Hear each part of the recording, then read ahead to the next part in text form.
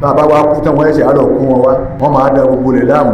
ajá wúlò jà àwọn olórí lọ lónìí ajá tọ́lájọ́ ti máa ké àwọn kan ló ń wò yìí o àwọn àlejò ló ń rí yìí o ajá ó máa ké ó wúlò jà àwọn aláṣẹ wa lọ. ẹ̀ńtọ́lọ́run bá sì sọnù kọ́sẹ́ tó lè fi mọ̀nà mọ́ láéláé. wa ashhadu an la ilaha illa Allah wahdahu la sharika lah. lẹ́yìn ọpẹ́ wa wá ń jẹ́rìí pé kò sí ọba kan àyàfi Ọlọ́run ọba tí ò lórogún ni. wa ashhadu anna Muhammadan abduhu wa rasuluhu. àtúnwá jẹ́rìí pé ànábì wa Muhammad bó ṣe jẹ́ gbajúmọ̀ tó ẹrú Ọlọ́run ni òjíṣẹ́ rẹ̀ sì ní í ṣe. al-qa'il. ànábì Muhammad ti sọ báyìí pé. Allahumma hid qawmi fa innahum la ya'lamun. ó ní Olúwa o bá mi fọ̀nà mọ́ àwọn àjọ mi torí wọn mọ̀ ni ló jẹ́ wọ́n máa lẹ̀ mí lóko. فقال له جبريل صدق من سماك الرؤوف الرحيم. agbọ́lẹ́nu àwọn bàbá wa wọ́n ní kó ló dé tá ànábì fi sọ̀rọ̀ òun ni pé wọ́n ta lóko wọ́n lẹ̀ lóko wọ́n ta rọ́bà ní Tọ́ífà nígbà tó ṣe híjírà lọ Tọ́ífà. Jìbìrìlù wá sọ̀kalẹ̀ pé ìwọ ànábì ṣé kí n bẹ lọ́hùn kọ́ pa wọ́n rẹ́ bẹ lọ́hùn kọ́ oníkọ́lọ́wọ́n pa wọ́n rẹ́ ànábì wá ní wọn ọ̀mọ ni iná ló jẹ́ wọn ó ṣe bẹ́ẹ̀. Jìbìrìlù wá ń fún ànábì lésì padà yìí pé ọba tó sọ ọ́ ní ànábì aláàánú oró kò sọ ọ́. Sadaqa man sammaka Ra'ufur Rahim. ẹn tó sọ ọ́ ní Ra'ufu tó sọ ọ́ láàánú tó sọ ọ́ lóníkẹ́ ọmọ ró kò sọ ìwọ ànábì Muhammad o. صلوا على رسول الكريم wọ́n ní ká sọ sàlátù fojìsí Ọlọ́run náà وعلى آله kíkẹ́ náà máa bá wọn ará ilé rẹ̀ وأصحابه kó máa bá wọn sàhábà rẹ̀ وسلم àtàláfíà Ọlọ́run. أما بعد lẹ́yìn náà عباد الله ó gbà àwọn ẹrúsìn Ọlọ́run خطبتنا اليوم ọ̀rọ̀ àwọn bàbá wa ní jímà tòní تدل على ما سبب الهجرة. wọ́n ní yóò máa dá lórí pé kí ló fa hijirata Nabi Muhammad sí. ما سبب الهجرة. kí ló fa àwọn hijirata Nabi Muhammad jáde nílùú tá a ti bí nílé tá a ti bí ládùúgbò tá a ti bí ó sì jáde ń bẹ ọkọ̀ orí sílùú mi kí ló fà. هجرة الرسول إلى المدينة ليست هجرة الأول. wọ́n ní hijira Ànábì ṣe hijira lọ Madina tá à ń sọ wípé wọ́n kọ́ ní pàdé Ànábì wa Muhammad wọ́n ní àwọn èyí tó ti báàdì níwájú ó ti tayọ ohun tó ṣe pé Ànábì padà lọ dé bá Madina ó ti rí fìtínà ó ti rí wàhálà kìí ṣe hijira àkọ́kọ́ nù nǹkan bí hijira ẹlẹ́ẹ̀kẹni ní hijira Madina tá Ànábì lọ tẹ́ ti kọ́ ní pàdé rẹ̀. قد اشتهر النبي صلى الله عليه وسلم بين قومه قريش بجمع الخصال المحمودة. wọ́n nígbà tá Ànábì bẹ̀rẹ̀ ẹ̀sẹ̀ nílé tá a ti bí nílùú tá a ti bí Ànábì gbajúmọ̀ pẹ̀lú àwọn ìwé ẹni ẹ̀yìn lànábì fi gbajúmọ̀ tọ́mọ ọmọ lọ́wọ́ ọmọ ni ọmọ yìí ọmọ dáadáa ni Ànábì wọn kọ́kọ́ fi ròyìn ọmọ yìí èèyàn dáadáa ni wọ́n wá ròyìn Ànábì pẹ̀lú òdodo wal amana. nígbà tí wọ́n tún máa ròyìn Ànábì tó wà ń kéke wọ́n ròyìn rẹ̀ pẹ̀lú ìgbà bá fi pamọ́ kò ní jà ń bẹ́ẹ̀. wal hilm. wọ́n ròyìn rẹ̀ pẹ̀lú faradà àwọn bàbá wájú ó yé wa pé ọ̀tọ̀ ni sùúrù bẹ́ẹ̀ bá lèèyàn ní sùúrù ìkètì ìtó àfikọ́jẹ́ tí ó ní faradà Ànábì ní faradà. wal haya. ó ní tìjú. wat tawadu. Ànábì a máa tẹríba kéérágbàlagbà fín. hatta laqabuhu bil amin. gbogbo wa yìí ni wọ́n rí lára Ànábì Muhammad nígbà tó wà kéke wọ́n fi wá sọ ní ẹni fọkàntán olùfọkàntán iná lọkùnrin. وكان قومه وعشيرته يحبونه حبا عظيما. àtàwọn àjọ rẹ̀ àtàwọn ẹbí rẹ̀ àtàwọn tó súnmọ́ ni wọ́n nífẹ̀ẹ́ Ànábì Muhammad nífẹ̀ẹ́ tó lágbára jùlọ tó tóbi. فلما بعثه الله بشيرا ونذيرا. amáǹgbà tó dọmọ 40 ọdún tọ́lọ̀ ń gbé dìde wípé ọyá o àsìkò tá a ló jíṣẹ́ ó ti tó o. Ànábì wá dìde tọ́lọ̀ ń gbé dìde lẹ́yìn tí ó máa kìlọ̀ fún yàn lẹ́yìn tí ó sì máa dùn yàn nínú pé ìtọ́lọ̀ níbẹ̀ bá ṣe lẹ́yìn dùn yín nù o. فلما بعثه الله بشيرا ونذيرا. nígbà tọ́lọ̀ ń gbé Ànábì dìde lólùfún ní ròódùnú àti lólùkìlọ̀ fún ni pé Ọlọ́run ni a máa ṣe léyìí. وداعيا إلى الحق. àtẹni tí ó máa pèpè lọ ọ̀dọ̀ Ọlọ́run tọ́lọ̀ ń gbé dìde bẹ́ẹ̀ pé ìwọ Ọlọ́run máa pèpè lọ bí tèmi. لأن العرب wọ́n nítorí pé àwọn Lárúbáwá ntọ́lọ́run fi gbé ànábì dìde nù. qabla al-islam mushrikin. kí ìsìlámù tó wọ̀lú wa ẹlẹ́bọ ni wọ́n ń jẹ́ ńjọ́ náà. ya'buduna al-asnama. wọn ò sin lọ́hùn rárá òòṣà ni wọ́n ń sìn. wa yuqaddisunaha. wọ́n sì máa ń ṣàfọ̀mọ́ òòṣà mẹ́bàájí òòṣà ni wọ́n fọ́ ṣàfọ̀mọ́ wọn forí kanlẹ̀ fún. wa yaqtuluna awladahum. gbogbo àwọn tí wọ́n bá jọmọ ọkùnrin bí irú gbogbo àwa tá a jòkó yìí bí wọ́n bá ti bímọ ọkùnrin àwọn máa ń pa wọ́n ni wọ́n á ní ọmọkùnrin òní tó fẹ́ ṣe. khawfan min al-ju'i wal-faqr. wọ́n ní kí ló dé tí wọ́n fi ń pa àwọn ọmọkùnrin jọ náà wọ́n ń bẹ̀rù òṣì wọ́n sì ń bẹ̀rù ebi wípé ha ńgbàtà bá bí mẹ́rin ńgbàjẹ́ làwọn ọmọ yóò jẹ wọ́n sì pa wọn. khawfan min al-ju'i. wọ́n ń bẹ̀rù ebi wal-faqr. àtòṣì. wa yadfanuna banatihim. àwọn tí wọ́n wá jóbìnrin bí wọ́n bá bí wọ́n ń gbà náà lọ́hùn wọ́n ń sin wọ́n ni wọ́n bò wọ́n mọ́lẹ̀ láàyè wípé láǹfààní kankan tẹ́ ẹ fẹ́ ṣe fún wa èyí tí wọn bá sì sin tíra ní wọ́n máa wá fi ṣe àlejò bọ́kùnrin kan bá wọ̀lú wọ́n wá fi ṣe ọmọ wọ́n fọmọ ṣàlejò fún ẹgbẹ́ ọyá lágbájá tá a ní lálejò ìwọ lọ sùn lọ́dọ̀ rẹ̀ mọ́júmọ́ kó gbádùn rẹ̀ mọ́júmọ́. fada'a ala baytihi. Ànábì wá pa àwọn ará ilé rẹ̀ nígbà tọ́lọ́ ń gbé dìde tán. ومن يثق به من أصدقائه. àtàwọn tí wọ́n nígbàgbọ́ pẹ̀lú rẹ̀ nínú àwọn tí wọ́n jọ́rẹ̀ rẹ̀ Ànábì pè àwọn méjèèjì. الذين يعتقدون صدقه. àwọn tí wọ́n dádì ọkàn yìí pé ha Ànábì Muhammad yìí òdodo ní jáde lẹ́nu rẹ̀. وبدأ سرا بالدعوة. Ànábì wá bẹ̀rẹ̀ sí ní pè wọ́n jẹ́ẹ́jẹ́ Ọlọ́run fẹ́lẹ́ yìí Ọlọ́run ọ̀fẹ́ lè tẹ́ ń ṣe bẹ́ẹ̀ ṣe ń rí àwọn obìnrin mọ́lẹ̀ Ọlọ́run ọ̀fẹ́ bẹ́ẹ̀ ṣe ń pa àwọn ọkùnrin Ọlọ́run ọ̀fẹ́ Ànábì wá ń pè wọ́n jẹ́ẹ́jẹ́ ṣé wọ́n ti gbé dìde àmọ́kè lágbára àti pariwo jáde ìwọ̀n sọ fún wọn jẹ́ẹ́jẹ́. أول من آمن به من النساء خديجة. nínú àwọn tí wọ́n kọ́kọ́ gbà fún nínú obìnrin lásìkò tá Ànábì Muhammad tí ń ṣe wáàsí fún wọn jẹ́ẹ́jẹ́ tí ń pè wọ́n jẹ́ẹ́jẹ́ àkọ́kọ́ rẹ̀ náà níyàwó rẹ̀ ìyá ńlá wa Khadija. وأول من آمن به من الرجال أبو بكر. nínú àwọn ọkùnrin tẹ́mẹ̀ yí pé àgbàlagbà lélẹ́yìí tó kọ́kọ́ gbà fún Ànábì wa Muhammad òun náà ní ọ̀rẹ́ rẹ̀ Abubakar Siddiq Abubakar ju Ànábì lọ o àmọ́ bó ṣe fẹ́ bọ́lọ̀ ṣe fẹ́ ló tó o. wa Zayd ibn Haritha. nínú àwọn tó tún gbà fún Ànábì ìjọ náà lọ́hùn níbi ìpè jẹ́ẹ́jẹ́ rẹ̀ òun náà ní Zayd ibn Haris. وأول من آمن به من الصبيان علي بن أبي طالب. nínú àwọn tí wọ́n wá gbà tó ṣe pé kéékèèké ni wọ́n wà tí wọ́n ti gbà fún Ànábì Muhammad àkọ́kọ́ wọn òun náà ni Sayyidina Ali ọkọ Fatima ọmọ Ànábì. فلما أمره الله بالدعوة جهرا. nígbàtí tí wọ́n ń pèpè bọ̀ jẹ́ẹ́jẹ́ Ọlọ́run wá pa láṣẹ pé ìpè tó pè jẹ́ẹ́jẹ́ yóò tó wá pariwo rẹ̀ jáde pariwo kọ̀ mi jáde ìtí mo fi rán pariwo rẹ̀ jáde.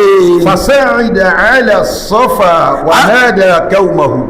àwọn bàbá wa ní Ànábì wa gun òkè kan lọ òkè náà wọ́n ń pè ní Sọ̀fà ní Mákà lọ́wọ́ ó wá pe gbogbo àwọn ìjọ rẹ̀. فقال Ànábì wa wí báyìí. أنقذوا أنفسكم من النار. ẹ̀yin ìjọ mi ẹ súnmọ́ bí mo lọ́rọ̀ tí mo fẹ́ bá yín sọ ẹyọ ẹ̀ ní ara yín ẹyọkù òǹbí iná tí mo fẹ́ wí fún yín náà ní ẹyọkù òǹbí iná o.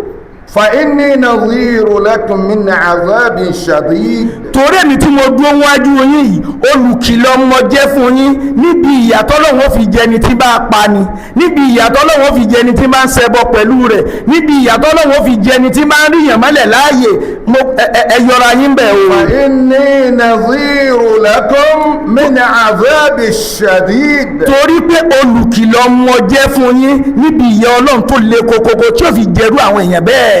فقام أبو لهب.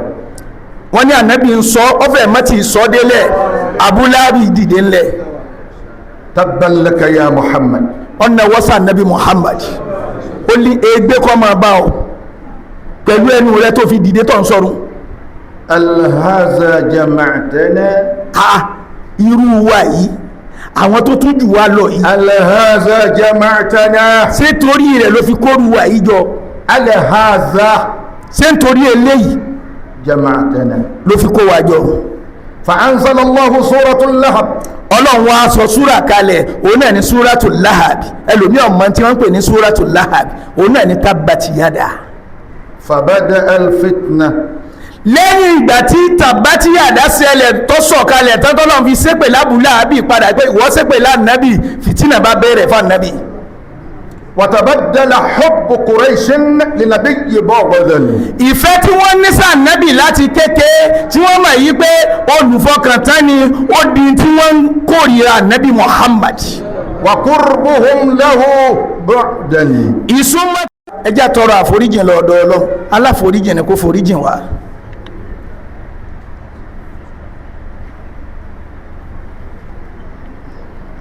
alhamdulillahi rabbil alamin ọpẹ́ tọ́lọ́wọ́n ọba ní ṣe ọba tó dá gbogbo àgbáńlá yé. wassalatu wassalamu ala rasulil karim ìkẹ́ ìdí Ọlọ́run kó máa bójú sẹ́ńlá alápọ̀nlé ni wa ala alihi kó máa bá wọn ará ilé rẹ̀ wa ashabihi kó máa bá wọn sọ̀hábà rẹ̀ wa sallim àtàláfíà Ọlọ́run Amma ba'd. lẹ́yìn náà.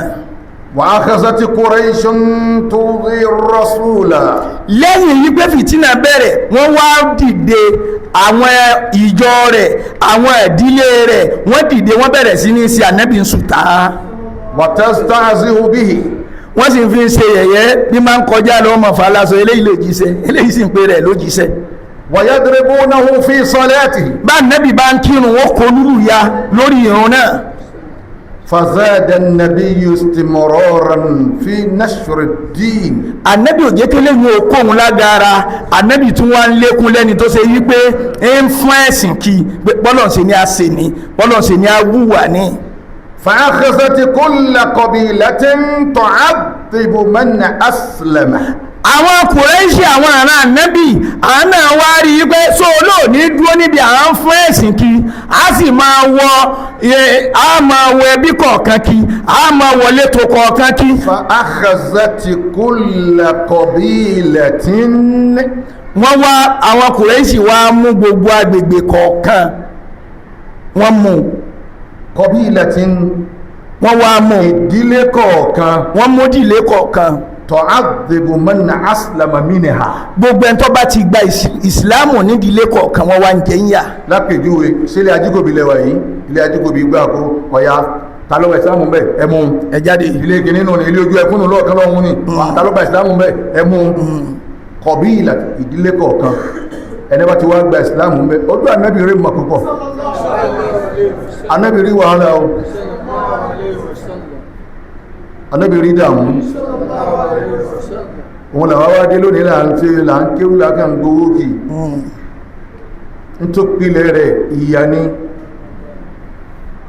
àwọn dé lónìí àzàláti bọ́n sí ọlọ́run àwọn ẹmọ ọmọ ní kákàrà àzàláti bọ́n sí ọlọ́run tọ́ gómìnà ní 5 million yìí owó àdúrà mọ̀ ń dúpẹ́ àwọn ànábì ọ̀gbá rẹ̀ ọ̀gbá ìyá ní ọ̀gbówó útúbà wọn gbogbo ojúwà ẹ̀ẹ́sẹ̀ mẹ́yìn náà ọwọ́ àhá ànábì ọ̀gbá àbàlàwà ń gbà lónìí la ilaha illallah àwọn sèfìdáwò fókù náà akẹ́kọ̀ọ́ aláwò mẹ́ta wọ́n ti kẹ́ mẹ́ta wọ́n tán àmìnà àmìnà àmìnà Allah tọ́ alìbí àdúrà ọmọlógún àgbà ẹwọ wàhálà tàà nẹ́bí ṣe kalẹ̀ la ilaha illallah àtàwọn sọ̀hábà àtàwọn almuhajirun àtàwọn ansar ọgbàtàbárù kí ẹwùdà mú wọn ọlọ́run wọ́n sàbá wa kẹ́ gbogbo wọn àmín ọlọ́run bá wa yá fi wọn papọ̀ mọ́ nẹ́bí Muhammad àmín فأخذت كل قبيلة تعذب من أسلم منها بالحبس wọ́n wá dẹn tó tójú bọ ìdílé kọ̀ọ̀kan ta ló gba ìsìláàmù ń bẹ̀ ẹmú jáde wọ́n wá ń jẹ wọ́n yà والضرب wọ́n nà wọ́n gidi والجوع wọ́n fẹ́ bí pa wọn pé tọ́ ṣé ìwọ gba ìsìláàmù ẹ gbọ́dọ̀ tá ń jẹ fún mọ́ والعطش ó gba ìsìláàmù ẹ gbọ́dọ̀ jọ pọnmi mọ́ فأمرهم النبي بالهجرة إلى الحبشة فهي هجرة الأولى. àwọn bàbá wa ní àkọ́kọ́ ìjírà àkọ́kọ́ wa ní nígbàtà ànábì rí pé wọ́n nà wọ́n wọ́n dè wọ́n fìyà jẹ wọ́n ìyà yìí pọ̀ ànábì ní ẹ wá ṣe ìjírà àkọ́kọ́ yín níbo wọ́n á ṣe lọ wọ́n lọ habasha. فهم رجال 10. wọ́n níjọ́ náà ìjírà àkọ́kọ́ àwọn ọkùnrin tí wọ́n ń jẹ́ mùsùlùmí níjọ́ náà wọ́n ń jẹ́ 10. وخمس نسوة. àwọn obìnrin tí wọ́n gbà fún ànábì Muhammad wọ́n jí sí ọlọ́run ní níjọ́ náà tí wọ́n ṣe ìjírà àkọ́kọ́ wọ́n jẹ́ 5. ورجعوا بعد 3 أشهر. wọ́n wá nígbà tí wọ́n dé ìlú Habasha wọ́n wá lò oṣù 3 ẹ̀yìn oṣù 3 ni wọ́n wá darí wá Mẹ́kà padà. فأسلم رجلان من كبار قريش. nígbà tí wọ́n dé Mẹ́kà lẹ́yìn ìgbà díẹ̀ tí wọ́n wọ Mẹ́kà lẹ́yìn hijira àkọ́kọ́ làwọn méjì wá gba ìsìláàmù nínú àwọn àgbààgbà tí wọ́n jẹ́ àgbààgbà Quraysh. مشهوران بالقوة والشجاع. àwọn méjèèjì yìí wọ́n gbajúmọ̀ pẹ̀lú ìjákin àtagbára agbára ń bẹ wọ́n tún wá ní àyà ìta ń pè ní akẹnikẹ́yìn ó ní àyà. مشهوران wọ́n gbajúmọ̀ pẹ̀lú agbára ń bẹ والشجاع. wọ́n sì já akin.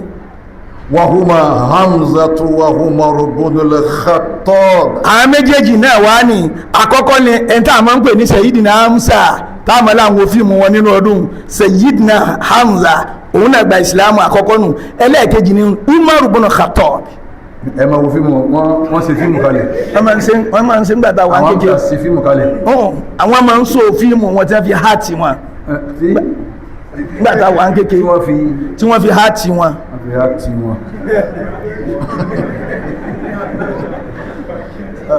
afábílẹ̀ aziz. Akramakallah. fíìmù wọn. Akramakallah. sáwọn gbé bọ̀dá rí rà.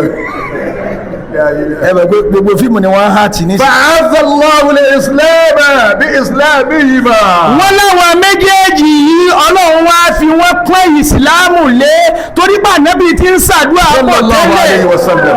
ipe umaru méjì ló wà nílùú Maka ọ̀kan wọn àwọn méjèèjì yìí jọ gba ìsìláàmù bọ́bá ti lè gba ìsìláàmù ìrọ̀rùn tún dé bá mi díẹ̀ nígbà táwọn méjèèjì Sayyidina Hamza gba ìsìláàmù tán tí umaru gba ìsìláàmù tán ọlọ́run àwọn méjèèjì àfi wọ́n pọ́n ìsìláàmù lé. wa nasran lil islam wal muslimin.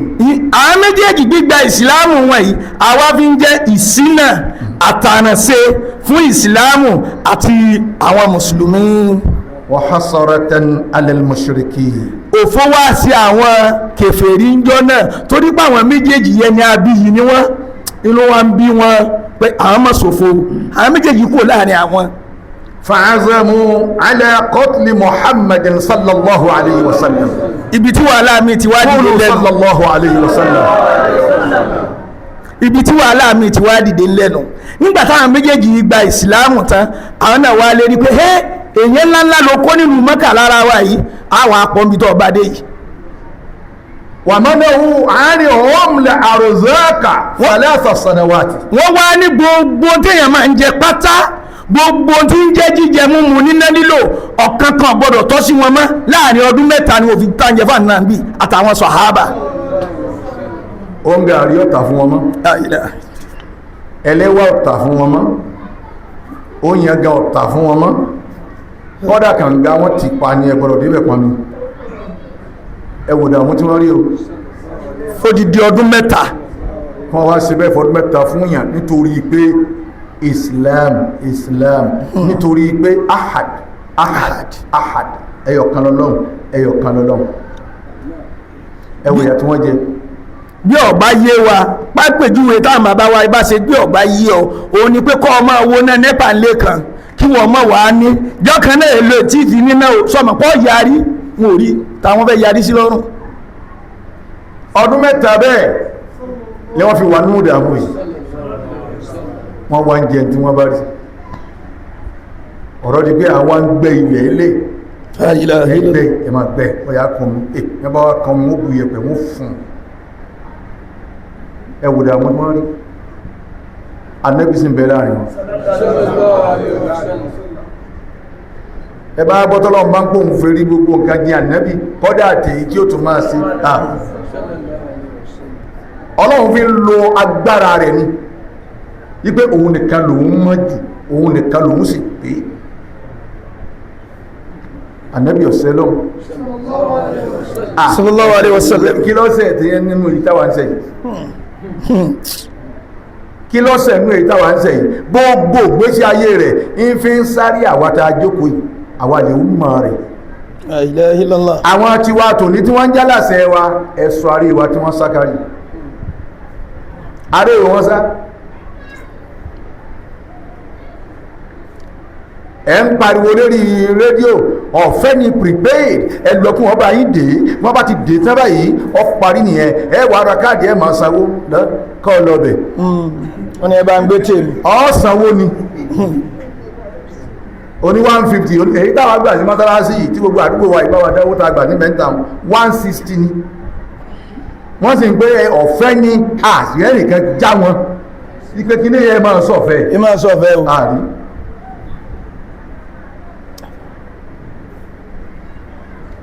ànábì wá ń ṣe gbogbo wàhálà àti ẹ̀ lórí wa ń ṣe ń torí tọ́lọ́hun láìsí gárọ́dù kankan La ilaha illallah.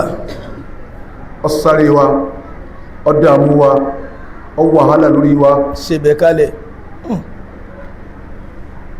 wọ́n ní wọ́n bá tó ti jọ́ ní kìyàmọ̀ tí wọ́n bá jí dìde tí gbogbo ẹ̀ pé tán wọ́n wá jí bí n bá ti jí báyìí ànábì ò ní béèrè ọmọ rẹ̀ Fátímà ànábì ò ní béèrè Kásímù ọmọ rẹ̀ ànábì ò ní béèrè Ibrahim ọmọ rẹ̀ ànábì ò ní béèrè Zainabu ọmọ rẹ̀ ǹjẹ́ ẹmọ tí ọkọ̀ sallallahu alaihi wasallam. tó bá ti jí dìde tó bá jọ́ sì kọjú sáfà rẹ̀ tó wá jí Ibrilu àfáàmì kí lọ́lọ́run ṣe lọ́wọ́ pẹ̀lú àwọn àdìmú màmí báyìí La ilaha illallah.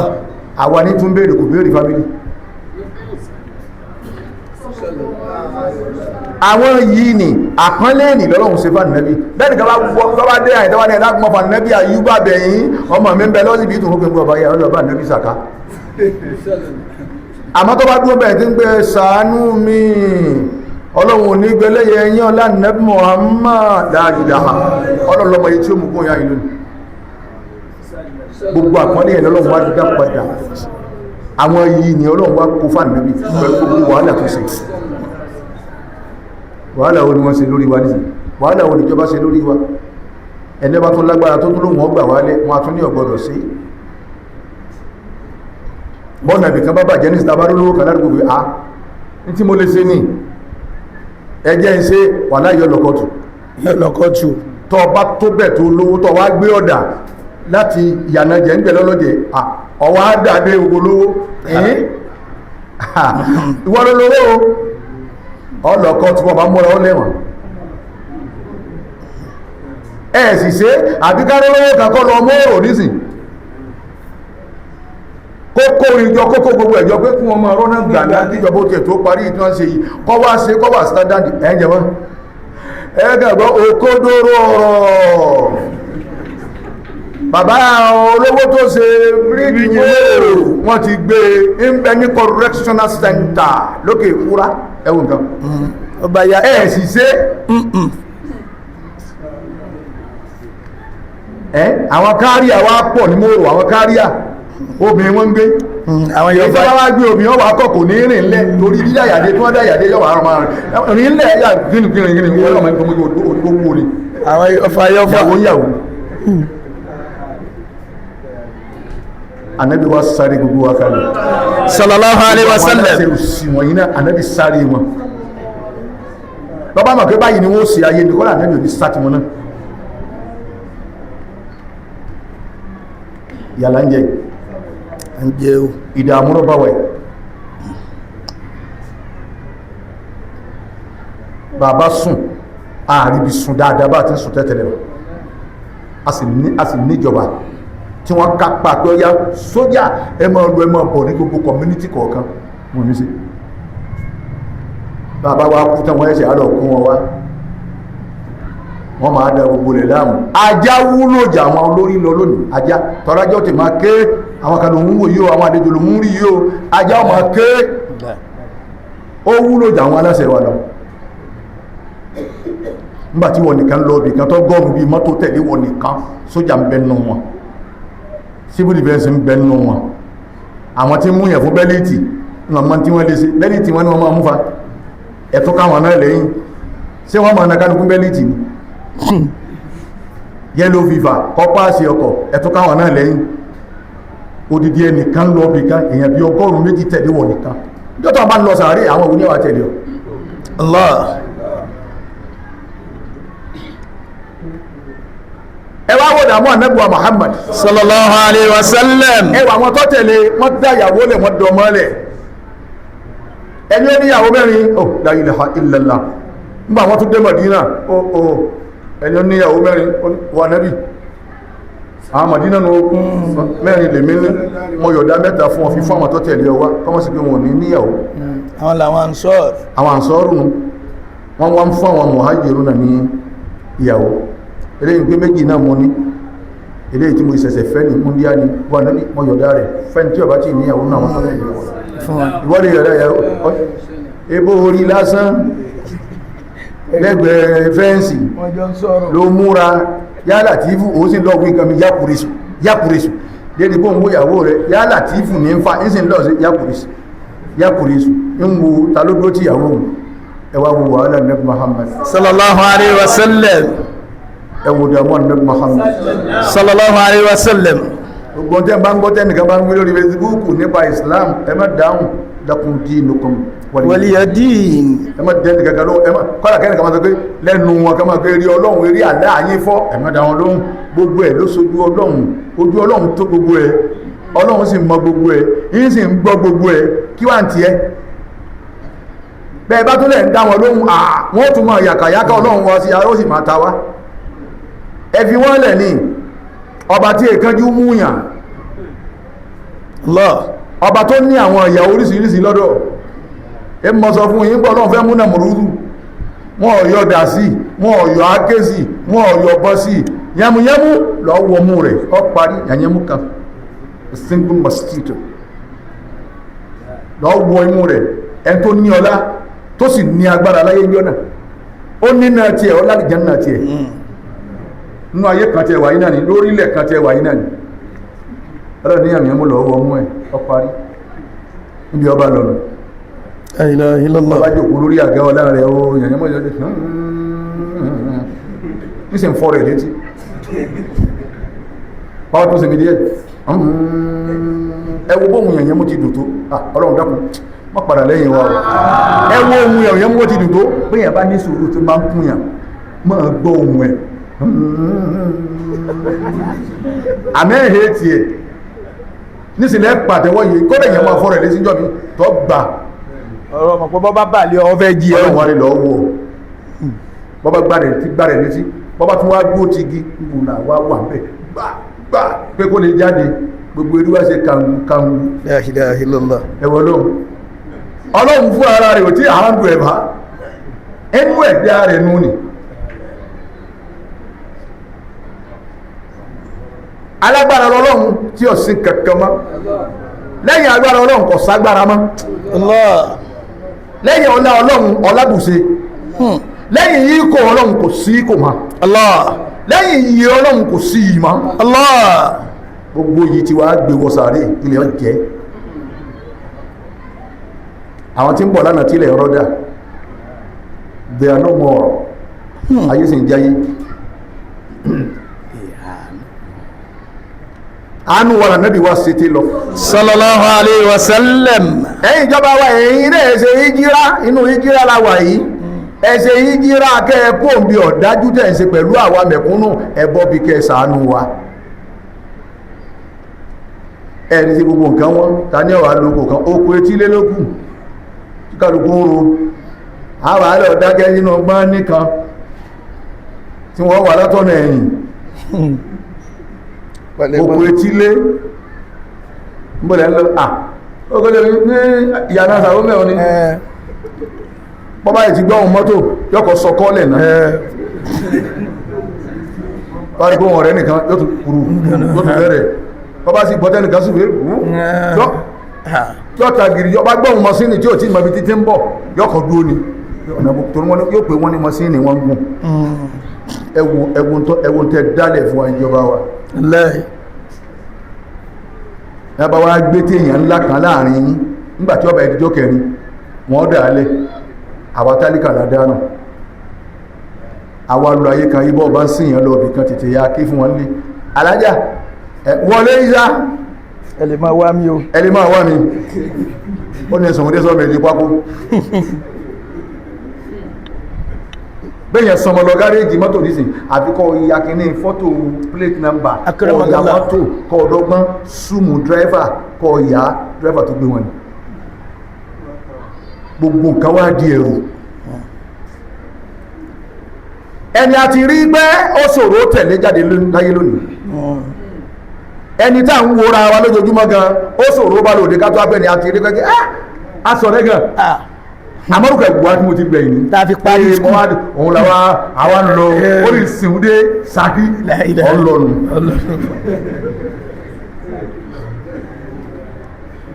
ọlọ́nu ìgbà àlàyé dénú ẹ̀yìn ìjọba wa ọba ti gbọ́lẹ̀ kí a máa bọ́ lọ́nà bá ń dá gbogbo ẹjọ́ tí ń dá gbogbo ẹjọ́ àwọn ìjọba ṣe láwọn ìbò ọlọ́wọ́ kan nà wọ́n ni ẹ̀sìn lọ́nà ẹ̀sìn mi wọ́n bá wọn wí gbogbo ẹjọ́ gọ́ọ̀mẹ́ntì ọmọ kọjá àwọn funfun fún ni wọ́n mọ̀ kọjá lọ ní ẹ̀yìn bá dájọ́ wọn tẹ́ máa lọ ẹjọ́ Nàìjíríà ọlọ́wọ́n ni ẹni sùúrù ṣèjọba Nàìjíríà lọ́kàn tó fẹ́ sinmi díẹ̀ àwọn wùrì lẹ́kọ́ àwọn bá gẹ́dù sí ẹwà bí tẹ́ ti ṣe mítìnì ẹ̀rí mọ́ àgbé mítìnì lọ́mọ́ká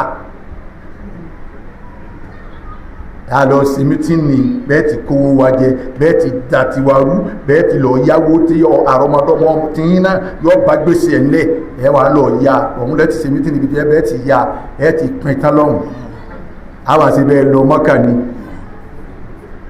Ànábì ṣe wọ́n ni sallallahu alaihi wasallam in ló wí bẹ̀rẹ̀ ní ìnísìn ó ní Allahumma yíkẹ́wù fa innahu la ya'lamun ìwọ̀lọ́ bí wọ́n ti lù tó tí wọ́n ta rọ́bà tó ní ìwọ̀lọ́ dákùn bá ń fọ ọ̀nà wọn wọn ọmọ pọ́nà ní ń pa wọn sí ni la ilaha illallah ẹwà nábì ní mú máìkì lọ́wọ́ kí n máa ṣe wá sí kọ́ wá ní wèrè ń ṣe ọkọ̀ wájú ọgbẹ́ ilẹ̀ ń gbí gẹ̀ ṣe wà mẹ́gbà tọ́lọ́mù sọ ni wọ́n ń nà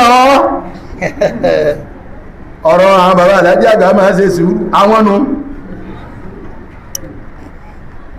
bọ́lá ti dá àwọn nu ṣẹlọ tí ma mọ̀ pé nílé wa kọ́ wọ́n ti kọ kùránù tí ń ké àdísì ànẹ́bì bàbá mi kọ́ lọ́sọ ń ké ń pé kọ́ lára súlù láyì ọwá ń dí ọwá ní ẹ́ tó sojú yín ni wọ́n náà ó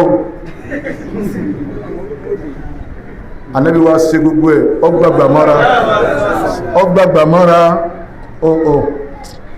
fàámàrà nàbí yúbílẹ̀ hijira ilẹ̀ habasha ànábì wa ní ọya hijira dé ẹ̀tún wa lọ habasha fàníyà ẹlẹ́ẹ̀kejì torí ńgbà tí Sayyidina Umar àti Hamza tí wọ́n gba ìsìláàmù tàtẹ́rí fáwọn méjèèjì yìí àwọn tó wúwo nínú ẹlẹ́bọ ni wọ́n wá yarí mà ànábì lọ́wọ́ gidigidi ànábì ní ọyẹ tún wá jáde habasha tún yá fàhájẹ́rà 73 rijalan àmọ́ hijira àkọ́kọ́ alọ́kùnrin 10 alóbìnrin 5 lẹ́yìn ìgbà tí wọ́n wá ṣe hijira ẹlẹ́ẹ̀kejì wọ́n wá ń jẹ́ 73 kí ni jẹ́ 73 mẹ́tàléláàádọ́rin akramakallah mẹ́tàléláàádọ́rin ọkùnrin mẹ́tàléláàádọ́rin wà ìdá aṣara imra àwọn obìnrin wá ń jẹ́ 11 fa arsalu rajulaini bihadaya ila maliki najashi àwọn tí wọ́n jẹ́ lẹ́bọ̀ ń lù Mákà tí wọ́n jẹ́ bí rẹ̀ wọ́n wá ní so tún ní wọ́n máa lọ wọ́n sì ti ń gbà fún ọtí láwọn èèyàn lẹ́yìn ọ̀dà ẹgbẹ́ ẹ̀bùn ọ̀dọ̀ ọba tí wọ́n ń lọ lọ́hùn ẹ tẹ̀lé wọn débẹ̀ ẹgbẹ́bùn fún wọn. àyọ̀rọ̀ daman hajara minal muslimin. bẹ́ẹ̀ bá gbẹ́bùn fún tán ẹ wá jí ó yí ọba náà pé ń tẹ́ ẹ fi gbé ẹ̀bùn wá o àwọn tí wọ́n ṣe hijira wà lù rẹ̀ kó lè dá wọn padà sí ibi tí wọ́n ti ń bọ̀ ni. ma haza di. wọ́n wá dọ́dọ̀ tọ̀hún ẹni tí ó bá soríire la ilaha illallah yóò ṣe wẹ́rẹ́ náà ní gbogbo wa táwọn dímọ̀ lónìí àtàwọn jàmá wa tí ọ̀rá yìí wá tí wọ́n tún lọ bòmí ọlọ́mọsà já soríire ọ̀rọ̀.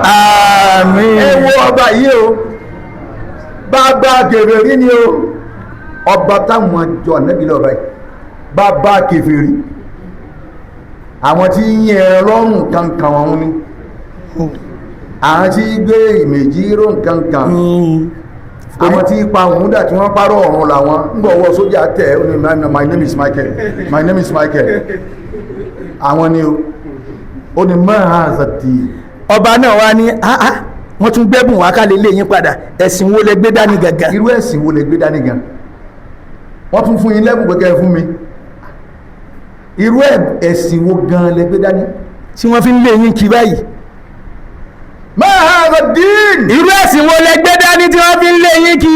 fa akhbarahu Ja'far ibn Abi Talib ọ̀kan nínú àwọn sàábì ànábì wa Muhammad tí bàbá wa pè ní Ja'far ibn Abi Talib bàbá ànábì náà ló bí òun ní àwọn àfáà wa ṣàlàyé fún wa pé ìmọ̀ ń gbé àsíá ìsìlámù dání níjọ́ náà wọ́n ní wọ́n di apá ọ̀tún ó tún fòsì gbé wọ́n dé wọ́n wá gún lọ́nà 70 kìíní kan ni wọ́n ti gún nígbà tí wọ́n pa. fa akhbarahu Ja'far ibn Abi Talib ní haqiqati ad-din al-islami. nígbà tí ọba wa ń béèrè Ja'far lọ́wọ́ á dìde lẹ̀ pé ìsìlámù tá a gbé dání o bó ṣe rí ni o bó ṣe lọ ní o. wa qara alayhi awwal surra Maryam. nígbà tó parí ọ̀rọ̀ rẹ̀ ìjọ wa fi parí rẹ̀ náà ní ìbẹ̀rẹ̀ suratul Maryam ìwọ̀n ń ké fún ọba náà ọba wa ń gbọ́ ọba wa ń sọ pé irú ọ̀rọ̀ wo ni ọ̀rọ̀ wúlò tó báyìí.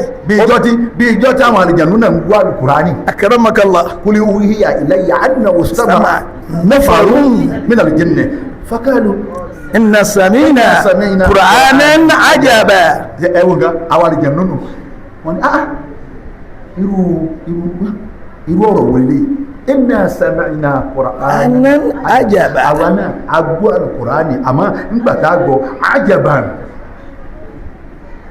ọ̀rọ̀ tó sèyàn lé mọ́ pọ̀ gbáǹkọ́ gbé ọ̀rọ̀ lọ irú ẹ̀ lọ́sẹ̀lẹ̀ yìí máa ṣe dínú irú ẹ̀sìn wọlé gbé dání báyìí Jáfàrù wa nítọ̀ ìsìláàmù ti wà yìí ni báyìí ni báyìí ni báyìí ni wà á sílámà Najasiyyu wa man ma'ahu. nígbà tí wọ́n ṣàlàyé fún un tán wípé gbogbo ẹ̀sìn tẹ́yìn sí tẹ́yìn rí ìyàn mọ́lẹ̀ yìí tẹ́yìn fobìnrin ṣàlejò wípé wọn bá ti fìyàwó kálukú náà ṣàlejò Ọlọ́run ní kànábì ọjà fúnjọ́ sí náà ọba yìí ọwọ́ àgbà ìsìláàmù wa man ma'ahu àti gbogbo àwọn tí ń bẹ pẹ̀lú ọba ń dán náà tí wọ́n jẹ́ mẹ́wàá rẹ̀. àmúdé rẹ̀ tó ń pọ́n lé àlejò ń dé báyìí wọ́n ní tọ́ ẹ̀fí àwọn ṣéhùn àwọn wà ní ilé tọ̀hún àmúdé wà pẹ̀lú ẹjọ́ lójọ́ mẹ́ta tó bẹ̀ kọ́ ọmọ pé kí ni ọ̀yà ní gbádùn ọrùn lọ́rùn tọrọ ma rú pé kí ní ṣẹlẹ̀ ní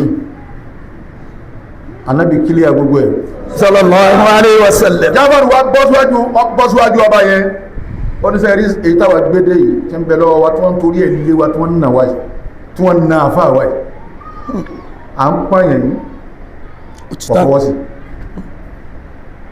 à ń rí obì mọ́lẹ̀ à ń rí ìyàn mọ́lẹ̀ kọ̀fọwọ́ sí à ń fò mẹ́sà àlejò gbogbo ẹ̀ kọ̀fọwọ́ sí ọba yẹn wo Jáfàrù báyìí nígbà wọn kí Kùránù wọn náà kí wọ́n kí inú lédò pé kí ló dé gangan ẹ máa ké sí mú ẹ máa ṣe sùúrù lúkú ló tún tají báwọn ó sì ní ké bó jẹ́ kí ló dé tó múra gangan fara mẹ́sà kára wà máa máa wù yára súrí kí ló dé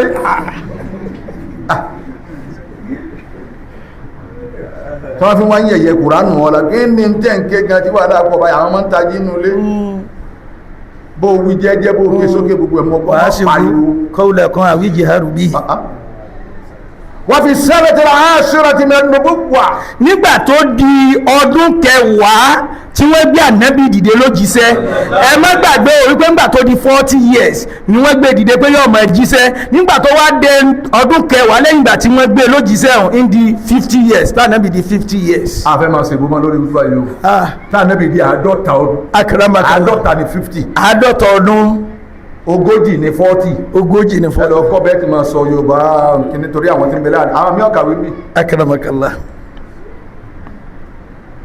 توفي سيدة خديجة بعد وفاة أبي طالب ب3 أيام. ìyàwó rẹ̀ Khadija ó wá kú lẹ́yìn ìgbà tó ṣe wípé Abu Tọ́líbì tí ń dúró ti ànábì tí ń sọ pé ẹ lè jẹ́yà ẹ lè pa ẹ lè fi nǹkan kan ṣe àníjọ́ mẹ́ta làwọn méjèèjì kú síra wọn Abu Tọ́líbì kú lónìí Khadija sì kúnjọ́ kẹta rẹ̀ وسمى ذلك العام عام الحزن. ọdún táwọn méjèèjì yìí kú pé ha ẹ̀gbọ́n bàbá mi ó kú níjẹta ìyàwó náà tún kú ní òní ha ọdún náà wọ́n wá ń pè ní ọdún ìbànújẹ́ fún Ànábì Muhammad gbogbo nǹkan dàrú mọ́ Ànábì lọ́wọ́ ń jọ́nà. وكان عمه يعتقد صدق بما جاء به الرسول. torí pé Abu Tọ́líbì tí ó ṣe ìsìláàmù kó tó kú ó nígbàgbọ́ pé gbogbo ohun tí Ànábì Muhammad mú wá òdodo ni ọgbà yìí ń gbọ́. La ilaha illallah nítorí wọn bá ní ṣe kò ní ṣe o. ọ̀kan kú lọ wọ́n sì ń sẹ́ Ànábì ní kul ashhadu an la ilaha illallah Ànábì lọ dóòtì kul ashhadu an la ilaha illallah. òun náà ní kú lọ́wọ́. ọwọ́ wo Ànábì báyìí ó ní kí ló ní wí ó ti fẹ́ kú o. Ànábì ní kul ashhadu an la ilaha illallah ó ní kí ló ní wí bàtà ní bọ́nà máa ọlọ́nkọ́ wọ́n lábẹ́ sọ̀rọ̀ lẹ́yìn gbogbo àwọn tí ó mọ̀ nínú àwọn ayẹwọ́ ọlọ́mbà fi wọ́n mọ̀nà. àmín. gbogbo ẹni tí ń pẹ́ sí ọ̀rọ̀ wọn lọ́rùn ọlọ́wọ́ bá fi rọ̀ yín lọ́rùn. àmín. wọ́n pẹ́ sí ọ̀rọ̀ ọlọ́run ó jí láàárọ̀ ọ̀fọ̀nù tán oṣù díẹ̀ ó jí òun pé ẹ bá rọ́ṣẹ̀ mọ́ ẹ̀sìn òsì rọ̀ ọlọ́run àmọ́ gbogbo ìta àkàálẹ̀ yìí ọ̀rọ̀ ọlọ́run wọ́n ní bọ́ọ̀lù kan bẹ̀lẹ̀ agogun òru ó torí ẹ̀ oṣùn ọlọ́ọ̀lọ́kọ dín owó nítorí kó lè wo bọ́ọ̀lù ẹ̀sìn ọ̀wárọ̀ ọlọ́run àti wá mú tẹ̀sùbá lórúkọ ní ya Latif ya Latif ya Latif kó tiẹ̀ sí wákàtí kan èyí wọn ọ̀rọ̀ ọlọ́run àmọ́ ó lè wo bọ́ọ̀lù alágogun òru ó tún wo ìtafẹ́ gbálago 2:30 ní Spain ó tún wo yíò náà lóru bàbá wa ń sọ̀rọ̀ ẹwà kọjú sáwà bàbá ẹ máa bá wa bẹ lọ́hun ẹni tí ọba ní tí ó sì ní ọmọ bá yín bẹ lọ́hun ọmọdé ti gbà tó yẹ kó gbowó oṣù ó tètè lọ bí iṣẹ́ àwọn ní káwọn ọmọ wa bọ́ bẹ lọ́hun kọ́rọ̀ ọlọ́run ọwọlé tọ́ ìyàwó rẹ̀ ọwọ́ bá wa pé ẹ bá ń bẹ lọ́hun kọ́rọ̀ ọlọ́run tó wọlé tọ́ lára pé àwọn kan sì ń kú wọ́n náà tẹ̀lé wọn lọ tẹ́ ọmọ ronú gbà wọ́n sin wọ́n ni pé one day will be one day you will be no more. Allah. ó ronú ni àwọn tí ma gbé ẹbá ẹbẹ lọ́wọ́n rẹ̀ mímọ̀ ó wọ́n ni gbogbo nǹkan ló ń ṣe ọdájọ́ ọ̀rà lè àbọ̀ ọbẹ̀ lọ́wọ́ ọmọ kọ́ yẹ kọ́ ọkọ́ lè tiẹ̀ bọ́lọ̀ ń bá ní ọkọ́ ẹni ó sọnù jù láyé òun lẹ́ni tó gbàgbé ara ẹ̀ tó ló ń gbàgbé Ọlọ́run kìíní tí a gbélé ọlọ́wọ́ òun lọ́jọ́ lójú wọ́n fẹ́nu bá ẹjọ́ ma bọ̀ alákòóyìn ní alájí bàbá Razaki náà wá dé kò síbi tẹ́mi lọ èmi pẹ̀lú ẹ̀ ní ẹgbẹ́ bàbá Razaki ọgbọ́dọ̀ máa kán ẹ̀jẹ̀ ní ọgbọ́dọ̀ máa kán ẹ̀jẹ̀ ìjọ tó ń bẹ nú oyún lọ́sẹ̀ kan tí nǹkan ẹ̀jẹ̀ ń bẹ náà Ọlọ́run sì sọ ń bẹ̀ wọn o tún wà ní wúmbù yá rẹ̀ Ọlọ́run pé ó ti ọ̀ ọ̀jẹ̀ gbogbo tí a ń jẹ tó lè sí ọ́nsùta Ọlọ́run òjò débi tó wà ọ̀ràn tí Ọlọ́run ní oníṣẹ́ olóńdè ń bẹ̀ ń jọ náà olú àkábá mẹ̀ ń jọ náà òkà kúsan rí tó fi bọ́wọ́ ń bẹ̀ ń jọ náà Ọlọ́run òun náà lọ́wọ́ kọ́ lẹ́lẹ̀ ń pé káwọ́ ọmọ ọba ọbẹ̀ lọ́hùn kọ́rọ̀ kò ní rọ̀ ọ́ lọ́hùn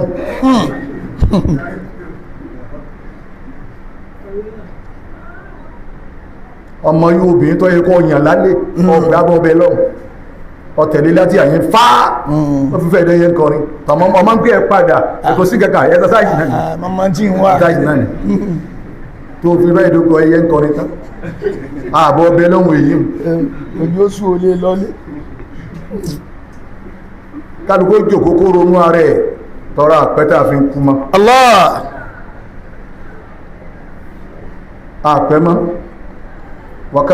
وكان عمه يعتقد الصدق بما جاء به الرسول إلا لم ينطق bishahadati ila akhir lahzati min hayati la ilaha illallah. wọ́n wá ló gbà fún ànábì Muhammad torí pé ọmọ ìpódodo ni àmọ́ gbólóhùn ṣàhádà ìgbé kọ̀sọ́gbà kan àyàfọ́ lóhùn kò wí dídí dìgbẹ̀yìn ayé ila akhir lahzati min hayati títí ìṣẹ́jú kan tó kù ní tẹ̀mí ayé rẹ̀ tí ó lò kò wí rárá ni.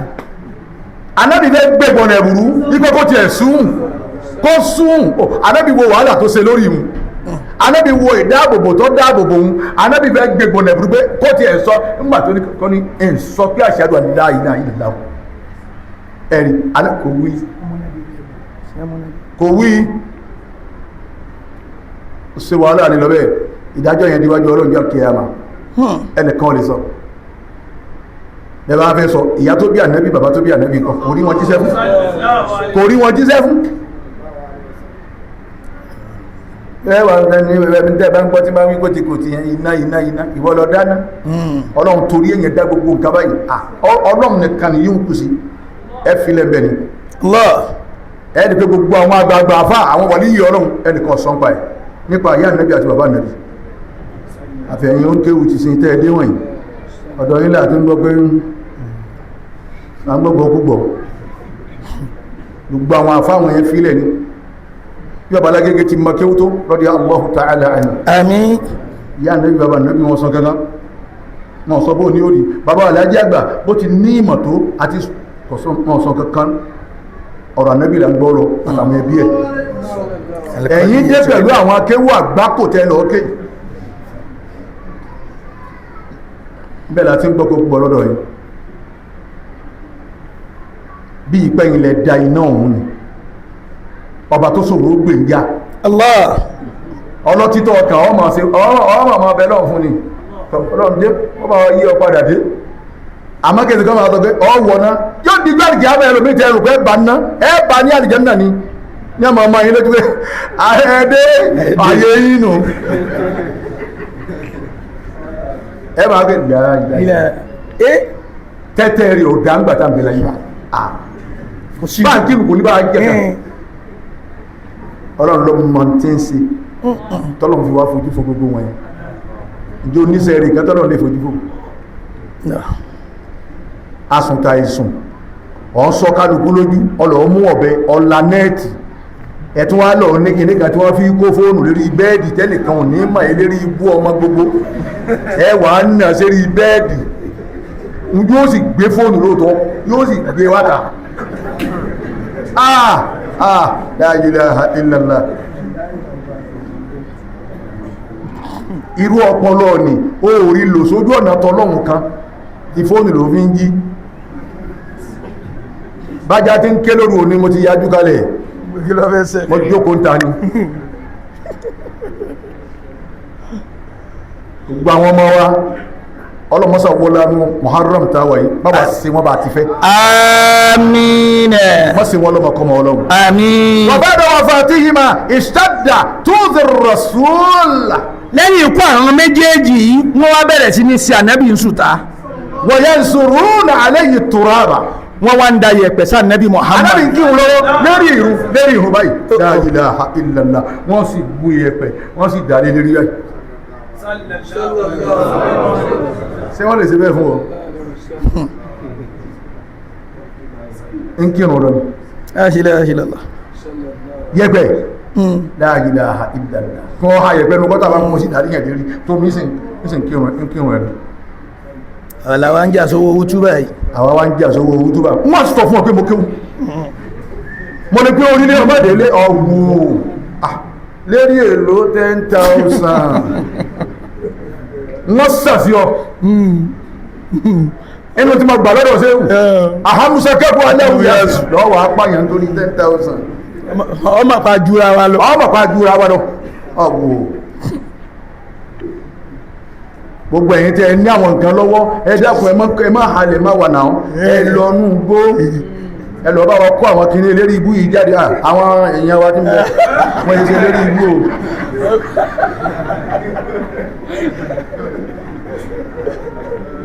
o wọ̀yọ̀dẹ̀rúnà àwòsàn àyẹ̀wò àléyìí fi salati. gbogbo tí wọ́n ń jẹ́gbẹ́ àwọn ẹranko bí ìgbẹ́ adìẹ ìgbẹ́ màálù wọ́n pò lómi. ìgbẹ́ ewúrẹ́ wọ́n wá pò lómi wọ́n tún wá lọ dàṣà nàbì náà. ẹ sọ pé sallallahu alaihi wasallam. òun ti bẹ́ẹ̀ náà kò bínú ẹ pé kí ni ọ̀dọ́ bá ń fọnà mọ́ wọn ò mọ̀ kó náà ní ń pa wọn sí mi la ilaha illallah. ọba ilẹ̀ mi pure water lásán anábìnú kìí ṣe mi buhari lè mi jẹ́ ẹwọ gbọ́dọ̀ tí ma kún fẹ́ ránṣẹ́ wa naza'na ma fi sudurihim min gillin gbogbo jagbajagba tí ma mú yàn sí ọlọ́run ti kókó lọ́dọ̀ ẹ̀ sallallahu alaihi wasallam fahajara ila Ta'if. Ànábì náà wá rí i pé ọwọ́ tí wọ́n ń lòbọ̀ tẹ́lẹ̀ nígbàtá Àdíjá kú tábù Tọ́líbì tí ń dìfẹ́ndì ohun tó kú yìí ọwọ́ yìí ti yàtọ̀ ọwọ́ sẹ́ni àjò lọ Tọ́hífà wọ́n ṣe ìjírẹ̀ ẹlẹ́ẹ̀kẹta nù ó di Tọ́hífà. ó sì ìjírẹ̀ lọ Tọ́hífà bọ́bá rí pé bàbá rẹ̀ ọgbà dákun kọrí lè yá ma yìí pé ẹ̀yà pàmí sí àyín ni bọ́ bá jẹ́ wọn pa òtún ní bọ́lọ̀n dáadáa. sẹ́ẹ̀dípà náàbì ti rí báyìí kó tó kan ìjírà Mádínà kó tó lùbàndínì pàdé rẹ̀. ń bọ̀ wá rí pé wàhálà yìí náà tún wá ń pọ̀ àbútọ́ríkì tí ń dáàbò bò mínà ní ojú sílẹ̀ yìí. fahajara ila Taif. Ànábì sí máa Zaid ibn Harith. nígbà tí ó máa lọ ó ti ní káwọn yòókù ó máa lọ nígbà tó wọ́n máa lọ ó mú ọ̀kan lọ́wọ́ lára àwọn òun náà ni Zaid ibn Harith. faradu alayhi raddan qabihan. wọ́n dé bẹ̀ báyìí dé àwọn dá wọn padà ní pé ẹni wọlé oko. waramuhu bil hijara. wọ́n lé Ànábì lóko Zaid lọ́wọ́ dúró báyìí. wọ́n dá oko bò wọn. oko níbà ọwọ́ dúró báyìí. àwọn ọwọ́ gáàdì Ànábì oko ń bá lágbárí oko ń bá lóyinjú oko ń bá gbogbo ẹ̀ wàláì kò kó mọ́jọ́ nẹ́bí òun ló kó ń bá toró kò ti gbà nẹ́bí ẹ̀jẹ̀ ti fẹ́ máa tọ́ ọlọ́run ní bẹ́ẹ̀ bá sọ ọlọ́run káwé lẹ́yìn lẹ́yìn yẹn bá ní gbówó èyàn wà wọn ti ní